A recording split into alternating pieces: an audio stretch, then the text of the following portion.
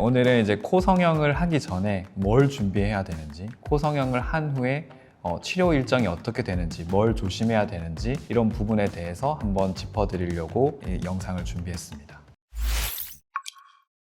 안녕하세요. OM 성형외과 성형외과 전문의 이동훈 원장입니다. 저희 병원의 일정을 저희가 캘린더로 준비를 해봤는데요. 필요하신 분들은 캡처해 놓으시면 도움이 될 것 같습니다.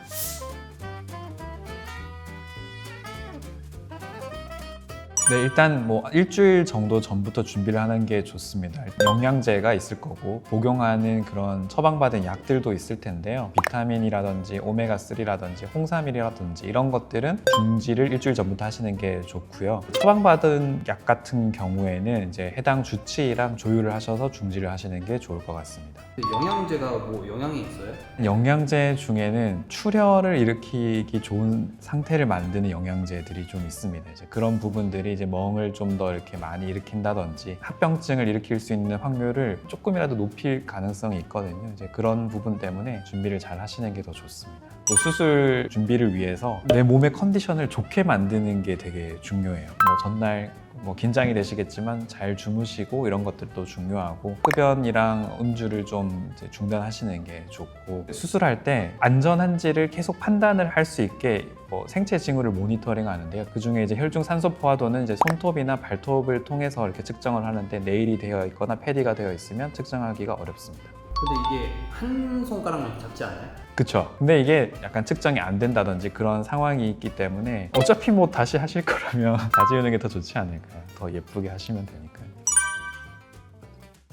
제일 중요한 거는 금식된 상태여야 합니다. 4시간으로 얘기를 드렸지만 사실 조금 더 길어도 좋습니다. 흡인이 될 경우에 위험할 수 있기 때문이고 점심, 아침 이런 게 아니라 물도 포함해서 4시간 금식하는 게 필수고요. 수술적으로는 저희가 쓰는 그 전기 소작기가 금속을 착용하고 있을 때 화상을 일으킬 수 있는 위험성이 있거든요. 그런 부분 때문에 액세서리도 잘 제거하시는 게 중요합니다. 그 다음에 이제 수술이 끝난 이후에는 회복실에서 이제 충분히 회복을 하시고 치료 일정을 잡은 뒤 귀가하시면 됩니다. 네, 다음에 이제 수술 1일차는 이제 저희 병원에 내원하셔서 드레싱을 하게 되는데 대표적으로는 코 안에 채워놓은 패킹을 제거합니다. 그러면 이제 좀 편하게 숨을 쉬실 수 있을 거고 자가능 연골로 코 성형을 하셨다면 자가능 수술 부위도 드레싱을 하게 됩니다. 다음날 이제 수술 2일차에는요 자가능으로 수술하신 분들만 내원을 하시게 되는데요 2차적으로 드레싱을 하고 경우에 따라서 조금 피가 많이 났다든지 아니면 다른 이유로 코의 안쪽에 있는 패킹을 이틀째 제거하시는 분들이 있기도 합니다. 이 기간 동안에 저희가 일단 처방해 드린 약이 있을 텐데요 일단 대표적으로는 항생제, 그다음에 소염제,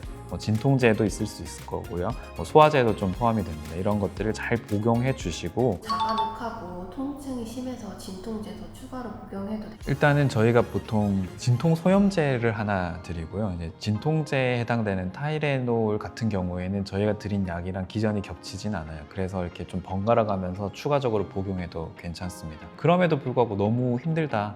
그러면 이제 그 다음 단계 약들이 물론 더 있습니다만 그건 이제 좀 처방이 좀 필요하니까요. 그건 이제 주치의랑 상의하시는 게 좋습니다. 붓기가 신경을 많이 쓰시고 계실 텐데 수술 후 한 2, 3일 차까지는 냉찜질을 하는 게 도움이 되고 냉찜질은 어떻게 하냐 하면 보통 한 10분 정도 시원하게 한 다음에 한 20분 정도 이렇게 쉬고 이런 식으로 좀 반복해 주시면 좋고요. 한 3일 차 정도부터는 냉찜질과 온찜질을 병행하셔도 되고요. 온찜질만 하셔도 되는데요. 너무 뜨겁게 하지 마시고 약간 따뜻하게 이제 코를 좀 만들어 주시면 이제 혈류가 좀 개선이 돼서 도움이 될 수 있습니다. 당연히 이제 산책 같은 것들도 붓기를 빼는데 당연히 도움이 됩니다. 대부분의 환자분들이 제일 기대하는 수술 7일차에는요 실밥을 제거하고 부목도 제거하고 테이핑도 제거하는 날이고요. 모양을 확인하고 문제 없는지 이런 것들을 같이 이제 저희가 체크를 하게 될 거고 이때부터 이제 세안도 되고 메이크업도 됩니다. 그래서 사회생활을 좀 할 수 있는 그런 시기가 되는 거고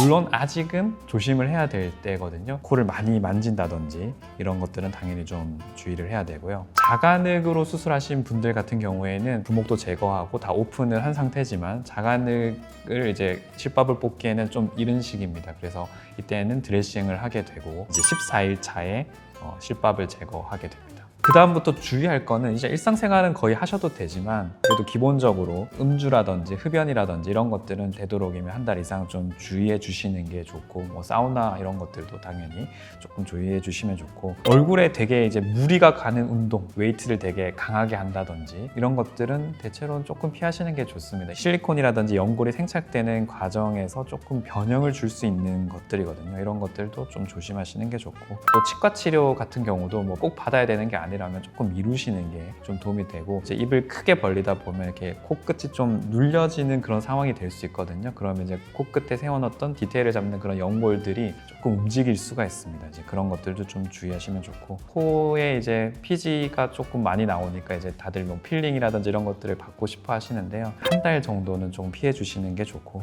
그 외적으로 코 바깥쪽으로의 피부 관리 자체도 부어 있는 시점에서는 아무래도 효과가 좀 떨어질 수도 있고 다른 뭐 예측하지 못하는 이상 반응이 좀 나타날 수 있기 때문에 그런 것들도 한 달 정도는 피해 주시는 게 좋습니다. 네, 오늘은 이제 저희가 캘린더를 만들어서 코 수술 준비 과정, 그다음에 코 수술, 그다음에 코 수술 후 관리까지 이렇게 좀 자세히 설명을 드렸는데요. 캘린더를 잘 캡처해 두셔서 코 수술 준비 그리고 이후에 관리까지 잘 하시고 예쁜 코를 잘 만들어서 잘 관리하시길 바라겠습니다.